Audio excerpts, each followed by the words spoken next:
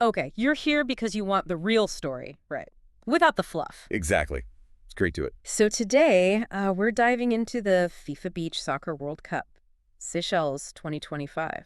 Yeah, big news out of there. We're working off a report from May 12th, focused on Brazil's victory. Right, and we want to get into not just that they won again, but, how.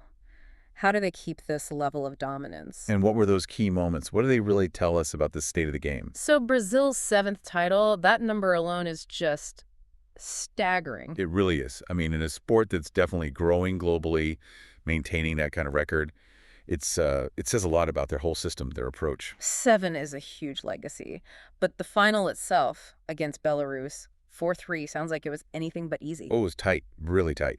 Down in Victoria, Seychelles, the report points to Rodrigo being massive for Brazil, like crucial. Okay. But, you've got to talk about Ihar Bryshtel for Belarus, too. Even though they lost, his effort Yeah. clearly pushed Brazil right to the edge. So Belarus really stepped up. They absolutely did. That close scoreline tells you they're not just participants anymore. They're genuine contenders. And just before that, the third place match, Portugal beat Senegal 3-2. Portugal's another big name in beach soccer, right? Yeah, definitely. They've got their own strong history. Seeing them take third place, it reinforces that there's real depth among those top teams. Shows their commitment, I guess. Right. Their programs keep producing talent. Okay, let's talk individual awards. Bryshtel, the guy from Belarus, he got the golden shoe. Top scorer with 11 goals. Yep, 11 goals. Even on the runner-up team, it just underlines his individual impact. To score that many in a World Cup is, well, it's remarkable. Shows the kind of talent emerging outside the sort of traditional powerhouses. Exactly. And then you have Rodrigo from Brazil taking the Golden Ball for Best Player. Ah, okay. So he was the overall standout. Seems like it. Suggests he was doing more than just scoring, really controlling the game, influencing things all over the sand. Got it. And the Keeper Award, Golden Glove. That also went to Belarus. Mikhail Avgustov. It did. Which is interesting, isn't it? Yeah. Tells you their defense, or at least their goalie, must have been incredible. For sure. Suggests Avgustov was probably keeping them in games throughout the whole tournament. The top keeper can make a huge difference. True.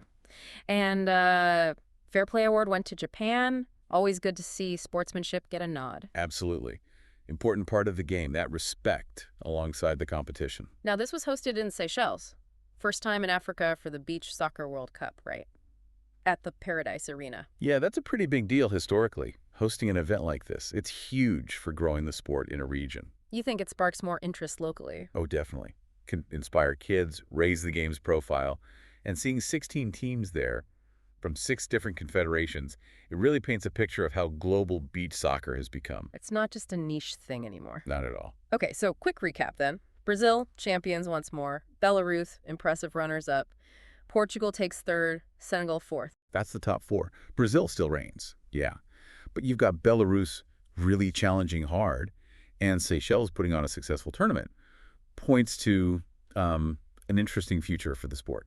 Right. And that leads to kind of a final thought, doesn't it? With the sport growing like this, especially in new places like Africa, well, you have to wonder, could we see a real shift? Are these emerging nations going to start seriously challenging, maybe even breaking, that dominance we see from teams like Brazil? That's the big question, isn't it? Yeah. Imagine that kind of shakeup. It could totally change the landscape of beach soccer down the line. Something to keep an eye on.